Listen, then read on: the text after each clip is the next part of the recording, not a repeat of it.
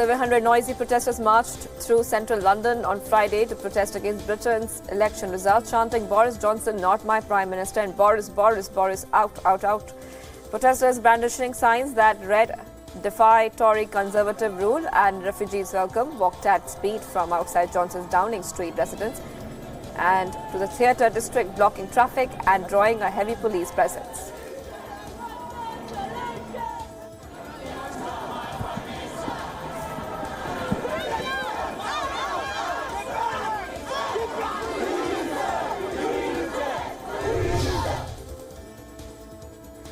President Trump said that the U.S. has cancelled plans to impose new tariffs on $160 million worth of Chinese imports Sunday as part of a modest interim agreement that de-escalates a 17-month trade war between the world's two biggest economies. U.S. is also reducing exiting import taxes on about $112 billion in Chinese goods from 15% to 7.5%. The president's comments came during his Oval Office meeting with Paraguayan President Mario Abdo Benitez. However, the Phase 1 deal announced on Friday leaves some issues unresolved.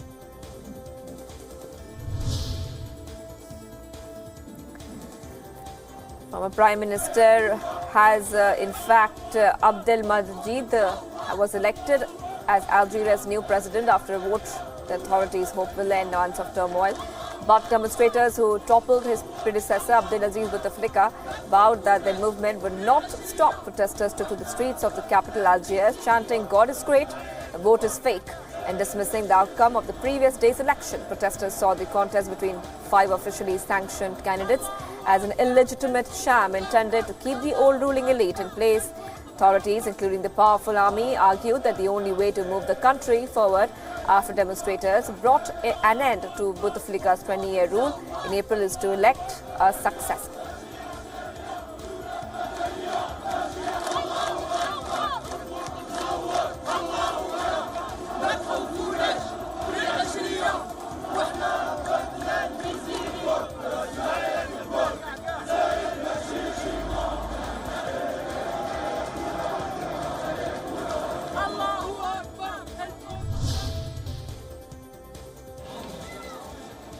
Thousands of Hamas supporters took to the streets in Gaza to mark the 32nd anniversary of the organization's founding.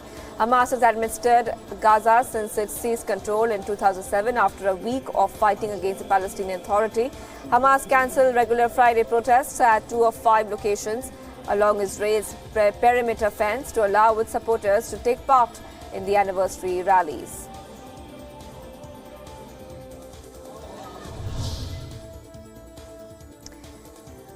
Thousands of women from Chile to Kenya, Turkey to Mexico have taken up the feminist protest performance known as Las Tesis, first created in Chile and adapted it to their own language and homeland. This global wave of support, which exceeded all expectations of its creators, is evidence, according to one of the group's members, of the same violence that people are living through around the world. The creators took to the stage at a cultural center in Santiago to discuss their work and the phenomenon of its popularity.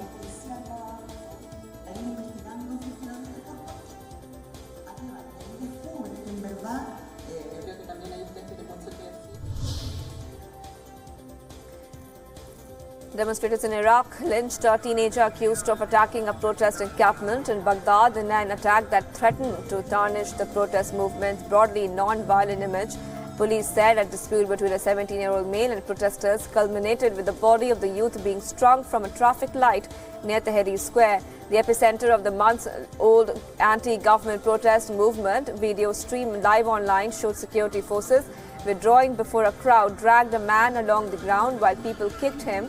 His body, at rest only in underpants, was then strung up by the feet from a traffic light.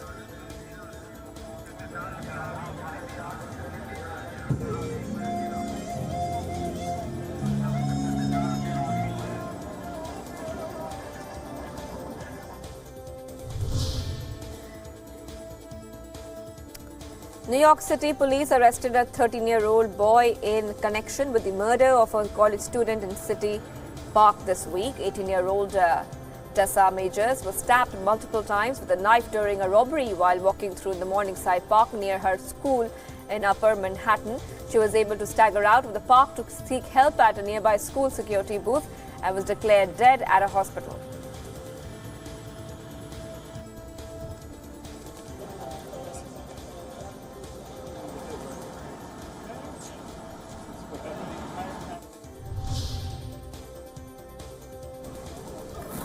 Indonesian fishermen have grown used to the flooding that engulfs his neighborhood in North Jakarta. Indonesian authorities are investigating why part of a seawall built only a few years ago to protect Jakarta collapsed last week, throwing a spotlight on efforts to shore up parts of the low-lying city from being inundated in coming years. Jakarta is slowly sinking due to an over-extraction of groundwater causing subsidence, with rising sea levels making the threat of flooding even worse and pushing the city to come up with elaborate programs to protect residents.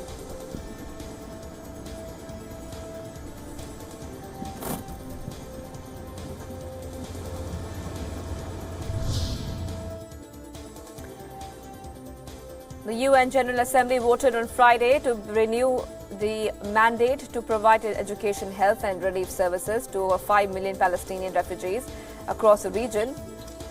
In fact, the UNRWA argues its services are needed in the absence of a solution to the Palestine refugee problem. But Israel refuses the right to return refugees to claim, fearing the country would lose its Jewish majority. Other Palestinian refugees are scattered from the Gaza Strip to Lebanon, Jordan and Syria. Many still hold iron keys, which they say belong to homes they fled or were forced to flee amid what Palestinians call the Nakba, or the catastrophe, in 1948.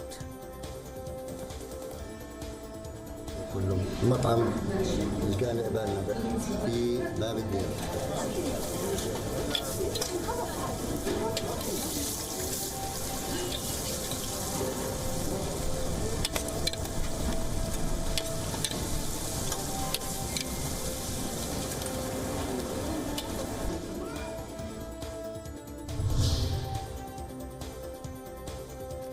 Lok Sabha Speaker Om Birla has expressed confidence that Parliament session in 2022, when India will celebrate its 75th year of independence, will be held in a new building. Asked about the venue of the proposed building, he said 2-3 places are being explored by the government.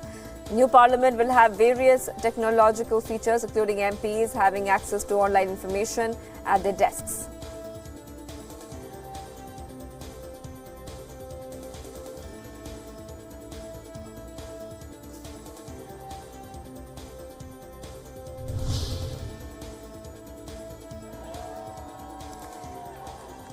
Greta Thunberg told cheering protesters, "We will make sure we put world leaders against the wall if they fail to take urgent action on climate change."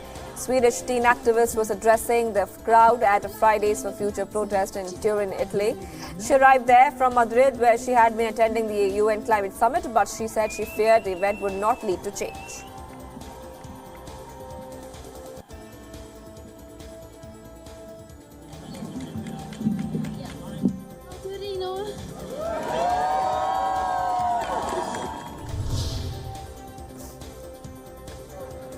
Over the 2-week UN climate conference in Madrid, youth activists have protested daily as they call on the governments to put science above narrow political interests. Negotiators battled to secure stronger commitments on the last day of UN climate summit. Climate activists and demonstrators chanted and protested outside the conference, which was moved to Spain after social unrest erupted in Chile, entered its final day, with delegates disputing outstanding issues from the 2015 Paris Agreement, which aims to limit fast-rising global temperatures.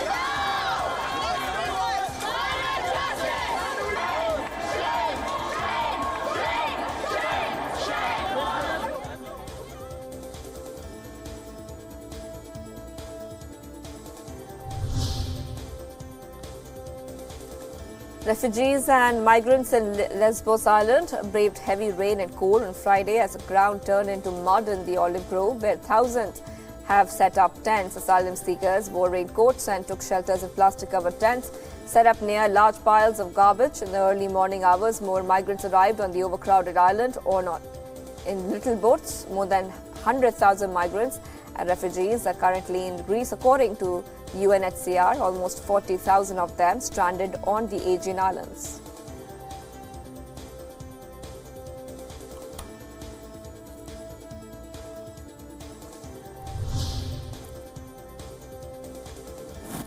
Three people were killed on Tuesday when a small plane crashed in British Columbia's Gabriola Island. According to the local media, Transport Canada says early information indicates that there was an equipment issue before the plane crashed, claiming the three passengers on board. Agency reported the data on Friday in its Civil Aviation Daily Occurrence reporting system, which it says contains the unsubstantiated information that can change.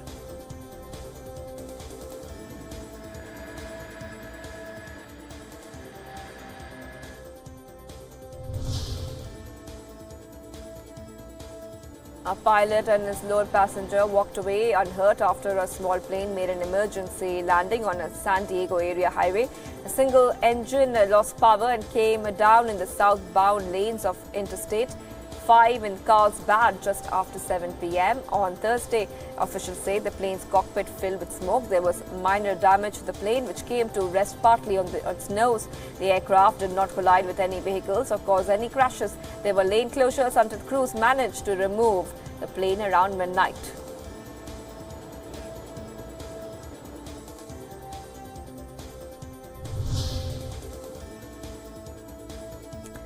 A funeral was held on Friday for 7 fighters from an Iraqi paramilitary group who were killed after a suicide bomber blew himself up near the city of Samarra, north of Baghdad, the day before. The military said in a statement 3 other fighters were wounded. There was no immediate claim for the attack. Iraqi forces and mainly Shiite Muslim paramilitary groups are fighting an insurgency by Sunni Islamic State militants across parts of northern Iraq 2 years after the group lost its sway over territory in the country. The militants state, in fact, are staging regular attacks against security forces, but such a deadly one is rare.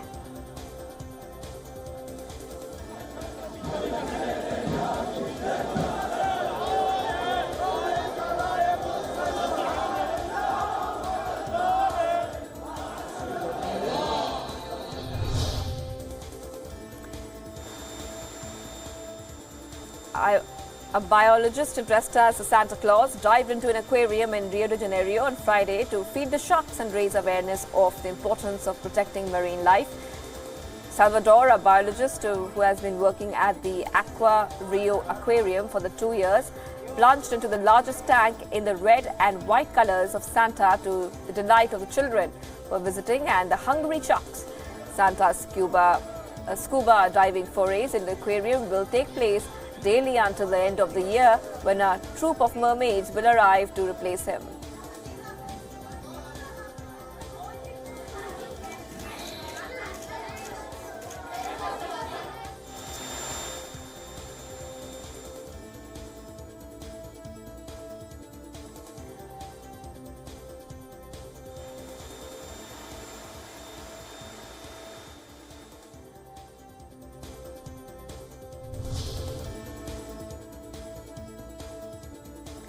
Holiday revelers and fans of the cold were welcomed to an icy winter wonderland built with 7-foot-high frozen ice walls in downtown Washington, D.C. on Friday.